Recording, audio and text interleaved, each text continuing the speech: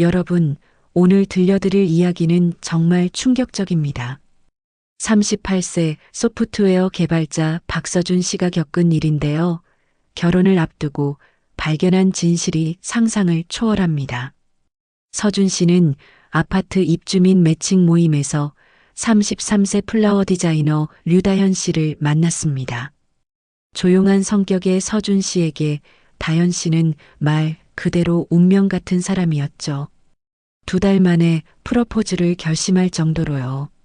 그런데 상견례를 앞두고 만난 다현 씨의 아버지가 이상했습니다. 딸에게 지나치게 밀착된 스킨십, 그리고 딸의 움찔거리는 반응. 뭔가 석연치 않았죠. 더 충격적인 건 그 다음이었습니다. 서준 씨는 그 아버지가 다른 젊은 여성과 격한 스킨십을 하는 장면을 목격하게 됩니다. 그리고 밤늦게 술 취한 아버지를 부축하는 다현 씨를 따라가다가 두 사람 사이에 이상한 대화를 엿듣게 되죠. 넌 아직 내 곁에 있어야 해. 아직은 아니다. 아빠, 제발 이러지 말라고 했잖아. 서준 씨는 최악의 상황을 떠올렸습니다. 혹시 근친 폭력이 아닐까? 하지만 조사 결과 밝혀진 진실은 전혀 다른 것이었습니다. 그들은 부녀가 아니었어요. 그럼 대체 무슨 관계였을까요? 지금부터 그 충격적인 진실을 파헤쳐 보겠습니다.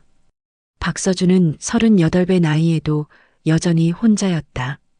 소프트웨어 개발자로 일하는 그는 본래 조용하고 내성적인 성격이었다. 회사에서도 필요한 말만 하고 퇴근 후에는 집에서 코딩이나 독서로 시간을 보내는 것이 일상이었다. 부모님은 아들의 결혼 문제로 골머리를 앓고 있었다.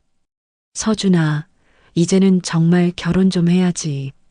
내 또래는 다 애 낳고 사는데. 어머니의 잔소리는 날로 심해졌고 결혼정보회사 가입을 권하기 시작했다. 하지만 서준에게는 낯선 사람과의 만남 자체가 큰 부담이었다. 무엇을 이야기해야 할지, 어떻게 행동해야 할지 알 수 없었다. 그러던 중 새로 이사온 라온일 아파트가 그의 삶에 작은 변화를 가져왔다. 고급 아파트답게 주민들을 위한 다양한 커뮤니티 시설이 잘 갖춰져 있었고 온라인 게시판도 활발했다. 서준은 평소처럼 게시판을 둘러보다가 흥미로운 글 하나를 발견했다. 라온일 미혼자 매칭 소모임 마이너스 입주민 전용. 글의 내용은 단순했다. 같은 아파트에 사는 미혼 남녀들이 모여 자연스럽게 만남을 가지는 소모임이었다. 중요한 것은 입주민 자격을 엄격히 확인한다는 점이었다. 직업, 학벌, 재산 등을 인증한 사람들끼리만 참여할 수 있었다. 이는 서준에게 상당한 안정감을 주었다. 최소한 신뢰할 수 있는 배경을 가진 사람들이라는 보장이 있었기 때문이다. 첫 모임은 단지 내 커뮤니티 카페에서 열렸다. 서준은 긴장한 마음으로 참석했다. 다행히 분위기는 부담스럽지 않았다. 모두 비슷한 연령대의 전문직 종사자들이었고 격식을 차리기보다는 편안한 대화를 나누는 분위기였다. 그때 그녀를 만났다. 류다현, 33세 플라워 디자이너였다. 차분하고 우아한 인상의 그녀는 서준의 시선을 사로잡았다. 대화를 나누어 보니 취향도 비슷했다. 둘 다 조용한 카페를 좋아했고 클래식 음악을 즐겨 들었으며 독서를 좋아했다. 저도 프로그래밍 관련 책을 가끔 읽어요. 논리적인 사고가 필요한 일이라 흥미로워서요. 다현의 말에 서준은 깜짝 놀랐다. 지금까지 만난 여성 중에 그의 일에 관심을 보인 사람은 거의 없었기 때문이다. 그날 이후 두 사람은 자연스럽게 만나기 시작했다. 라온일 단지는 만남의 장소로 완벽했다. 단지 내 카페에서 차를 마시기도 하고 테라스 산책로를 함께 걷기도 했다. 커뮤니티 헬스장에서 운동을 함께 하기도 했다. 어디서 만나든 편안했다. 다현은 서준이 지금까지 만나보지 못한 유형의 여성이었다. 차분하면서도 따뜻했고 그의 말을 진심으로 들어주었다. 서준의 업무 스트레스나 일상적인 고민도 공감해 주었다. 늘 혼자여서 이런 것들을 털어놓을 사람이 없었던 서준에게 다현은 말 그대로 기적 같은 사람이었다. 2달이라는 시간이 흘렀다. 서준은 생각하고 또 생각했다. 평생 이런 감정을 느껴본 적이 없었다. 다현과 함께 있으면 세상이 다르게 보였다. 그동안 의미 없이 반복되던 일상이 특별해졌다. 그는 마침내 결심했다. 이 여성과 평생을 함께하고 싶다고. 프로포즈는 그들이 처음 만난 커뮤니티 카페에서 이뤄졌다. 서준은 떨리는 마음으로 반지를 꺼냈고 다현은 눈물을 글썽이며 고개를 끄덕였다. 그 순간 서준은 인생에서 가장 큰 행복을 느꼈다. 결혼을 앞두고 양가 상견례를 준비하던 시기였다. 서준의 부모님은 아들의 결혼 소식에 무척 기뻐했고 정식으로 양가가 만나는 자리를 갖자고 제안했다. 하지만 다현은 조금 곤란한 표정을 지었다. 죄송해요. 아버지가 요즘 사업이 너무 바빠서요. 정식 상견례 전에 먼저 간단하게 인사만 드리면 안 될까요? 다현의 제안에 서준은 흔쾌히 동의했다. 예의를 지키는 것이 중요하다고 생각했기 때문이다. 만남의 장소는 뜻밖이었다. 호텔 피트니스 센터였다. 아버지가 운동을 정말 좋아하세요. 거의 매일 오시거든요. 다현의 설명에 서준은 건강한 장인어른을 만날 수 있어 다행이라고 생각했다. 피트니스 센터에 도착하자 다현은 익숙한 듯 안쪽으로 향했다. 웨이트 트레이닝 구역에서 등을 돌리고 운동하는 남성이 있었다. 체격이 좋고 젊어 보였다. 나이에 비해 정말 건강하게 관리하고 있다는 생각이 들었다. 아빠, 인사해요. 이분이 제가 말씀드린 서준 씨예요. 다현이 말하자 그 남성이 몸을 돌렸다. 류성무 56살이라고 하기에는 정말 젊어 보였다. 하지만 서준이 이상하게 느낀 것은 그의 외모가 아니었다. 아, 그래. 우리 딸이 참 좋아하더라. 성무는 다현의 어깨에 손을 올리며 말했다. 그런데 그 손길이 어딘가 어색했다. 아버지가 딸에게 하는 자연스러운 스킨십이라기보다는 무언가 다른 의도가 담긴 것 같았다. 더 이상한 것은 다현의 반응이었다. 그녀는 아버지의 손길에 미세하게 몸을 움츠렸다. 불편해하는 듯 했지만 내색하지 않으려고 애쓰는 모습이었다. 일반적인 부녀 사이라면 볼 수 없는 반응이었다. 서준 씨는 어떤 일을 하시나? 성무의 질문은 자연스러웠지만 다현을 바라보는 그의 시선은 계속 이상했다. 딸을 보는 아버지의 눈빛이 아니었다. 마치 여성을 보는 남성의 시선 같았다. 대화는 길지 않았다. 성무는 바쁘다며 먼저 자리를 떠났고 서준과 다현은 호텔 로비에서 차를 마셨다. 하지만 서준의 마음 한편에는 묘한 불편함이 자리 잡았다. 뭔가 자연스럽지 않았다. 며칠 뒤 그 불편함은 더 큰 의욕으로 변했다. 평소보다 늦게 퇴근한 서준은 아파트 주차장에서 충격적인 장면을 목격했다. 성무가 술에 취한 채로 어떤 젊은 여성과 격한 스킨십을 하고 있었던 것이다. 그 여성은 다현이 아니었다. 다현보다 더 젊어 보이는 여성이었다. 성무는 그 여성의 허리를 감싸 안으며 무언가 속삭이고 있었고 여성은 어색하게 웃으며 그의 말에 고개를 끄덕이고 있었다. 서준은 차 안에 숨어 그 장면을 지켜봤다. 충격적이었다. 다현의 아버지가 이런 일을 하다니. 그것도 자신의 딸이 결혼을 앞둔 상황에서 말이다. 다현이 이 사실을 안다면 얼마나 상처받을까 생각하니 마음이 아팠다. 그 후 며칠 동안 서준은 고민에 빠졌다. 이 사실을 다현에게 알려야 할까? 아니면 모르는 척 해야 할까? 결혼을 앞둔 상황에서 장인어른의 외도 사실을 알리는 것이 과연 옳은 일일까? 하지만 진짜 문제는 그 다음에 일어났다. 성무의 문제는 다른 여성과의 외도가 전부가 아니었다. 더 심각한 무언가가 숨어 있었다. 그리고 그것은 다연과 직접적인 관련이 있었다. 서준은 점점 더 깊은 의혹의 늪에 빠져들고 있었다. 성무와 다연 사이에 뭔가 비정상적인 것이 있다는 확신이 들었다. 하지만 그것이 무엇인지는 아직 알 수 없었다. 성무의 수상한 행동을 목격한 후 서준은 다연을 더 유심히 지켜보기 시작했다. 처음에는 자신의 의심이 과도한 것은 아닌지 자책하기도 했다. 하지만 며칠간 관찰한 결과 그의 직감이 틀리지 않았음을 확신하게 되었다. 어느 저녁 다연과 단지 내 카페에서 차를 마시고 있던 중이었다.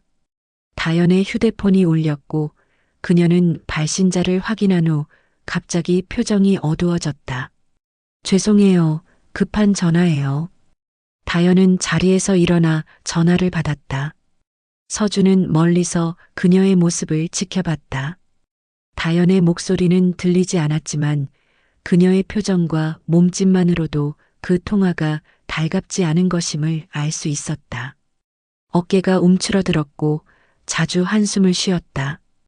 때로는 고개를 저으며 무언가를 거부하는 듯한 제스처를 취하기도 했다. 통화가 끝난 후 다연은 서준에게 돌아왔지만 표정이 완전히 바뀌어 있었다. 미안해요. 갑자기 급한 일이 생겨서 오늘은 먼저 들어가야겠어요. 평소의 밝은 모습은 온데간데 없고 무언가에 쫓기는 듯한 불안감이 역력했다. 서준은 그녀를 집까지 배웅하겠다고 했지만 다연은 완곡히 거절했다. 괜찮아요. 먼저 가세요. 그리고는 서둘러 카페를 나섰다.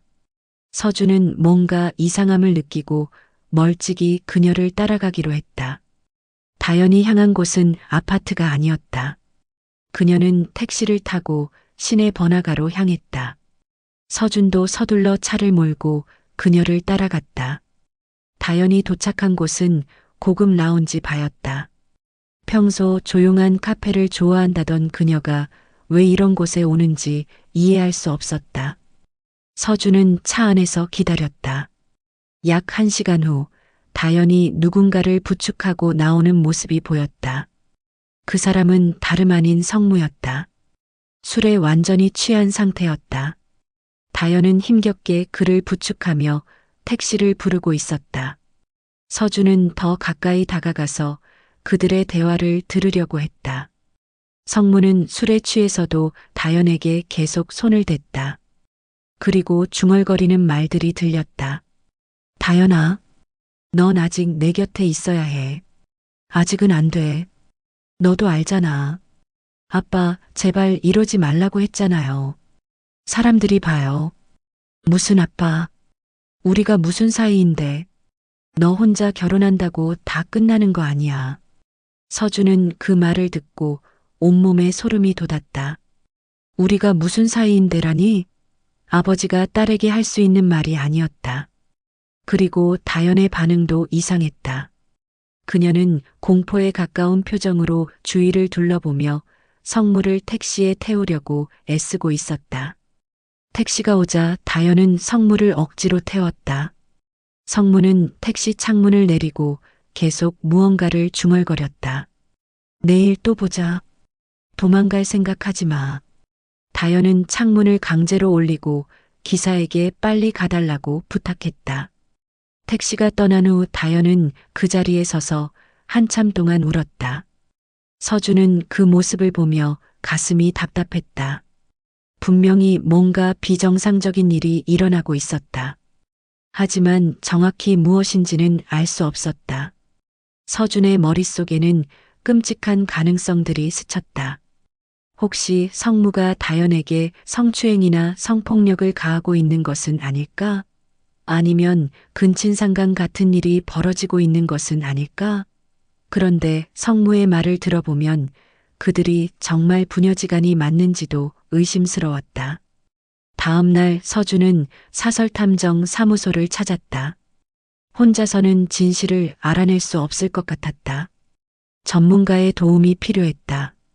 그는 지금까지 목격한 모든 상황을 상세히 설명했다.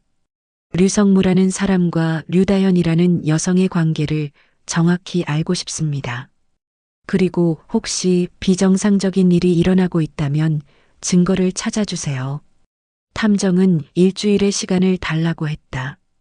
그 일주일은 서준에게 가장 길고 괴로운 시간이었다. 다영과 만날 때마다 평상시처럼 행동하는 것이 힘들었다. 그녀가 무슨 고통을 겪고 있는지 알 것 같으면서도 도움을 줄 방법을 찾을 수 없었다. 일주일 후 탐정으로부터 연락이 왔다. 만나서 이야기해야 할 것 같습니다. 전화로 말하기에는 너무 복잡한 내용이에요. 서준은 조마조마한 마음으로 탐정 사무소로 향했다. 탐정은 두꺼운 파일을 서준 앞에 놓았다. 먼저 말씀드리자면 당신이 우려하신 근친폭력이나 성추행은 아닙니다. 하지만 진실은 그보다 더 복잡하고 충격적일 수 있어요. 첫 번째 진실이 공개됐다. 류다현과 류성무는 친부녀가 아니었다. 성무는 자수성가한 외식업체 대표였고 다현은 고등학교 때부터 그의 가게에서 아르바이트를 하던 직원이었다.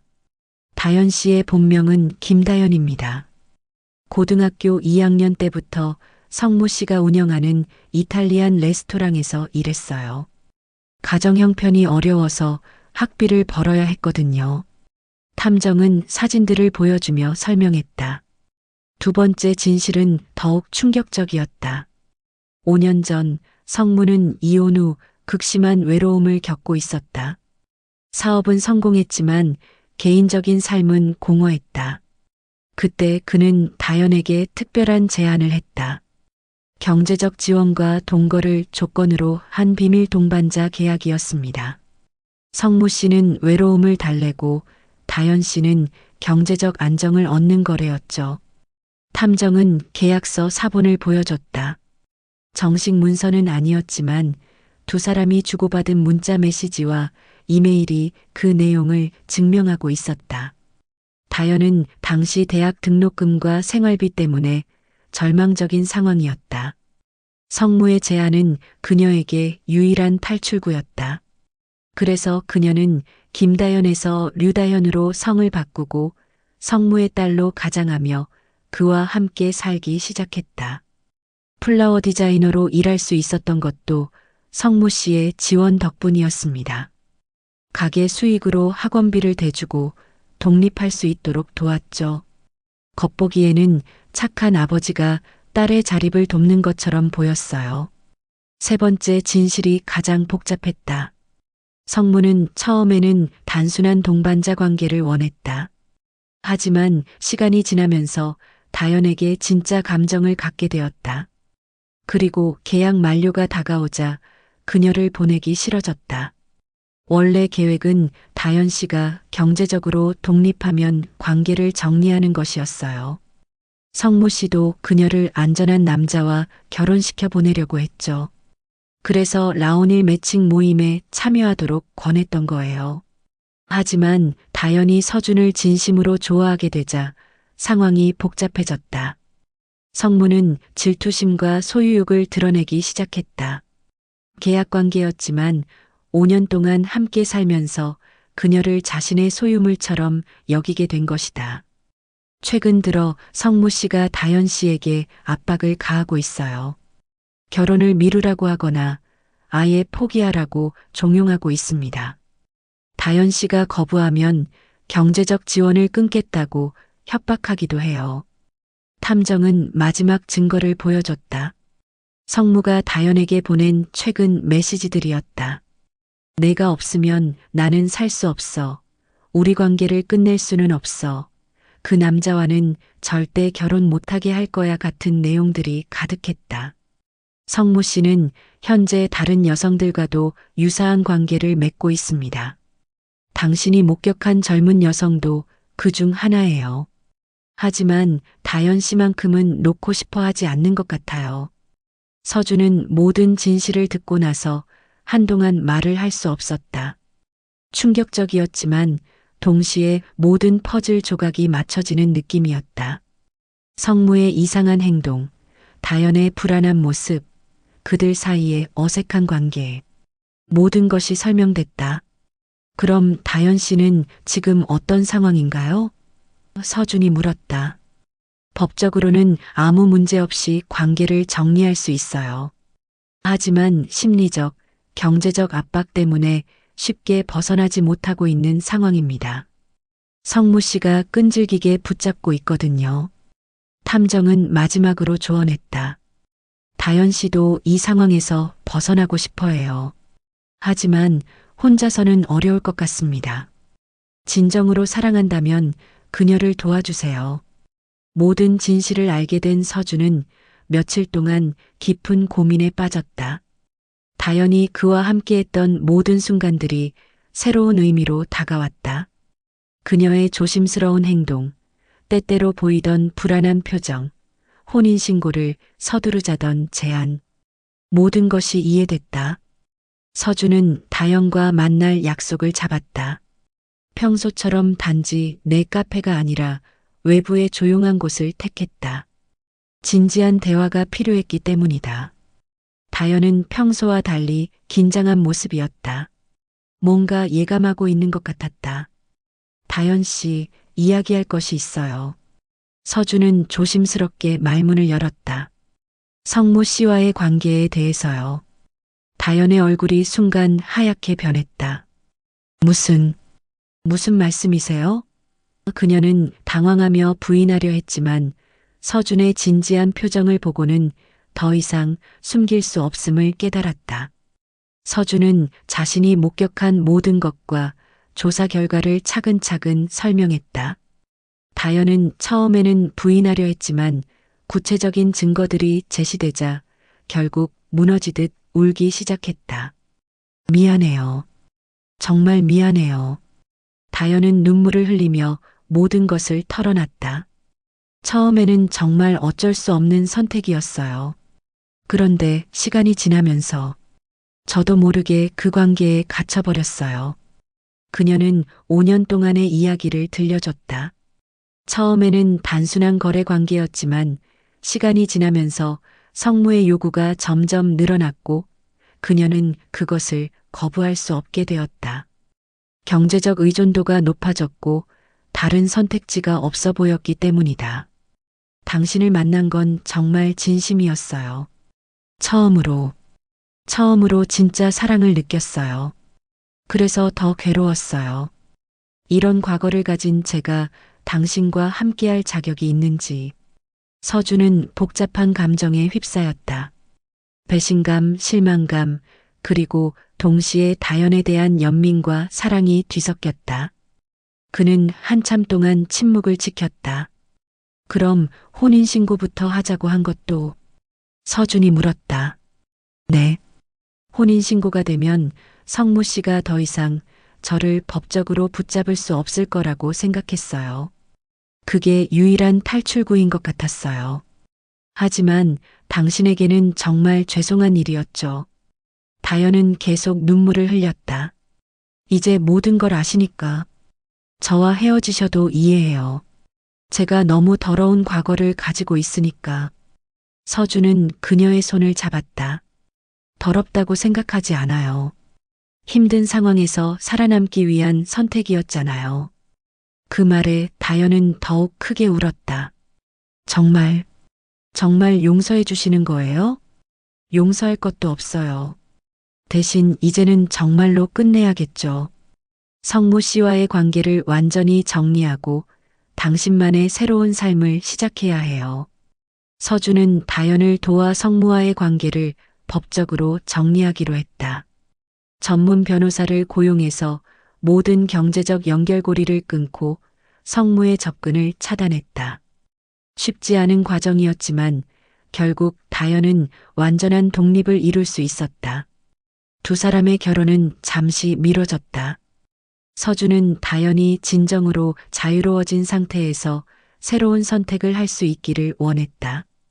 이번에는 누군가에게 의존하거나 도망치기 위해서가 아니라 진정으로 원해서 선택하세요. 6개월 후, 다현은 자신만의 플라워샵을 열었다. 서준의 도움 없이 스스로의 힘으로 이룬 일이었다.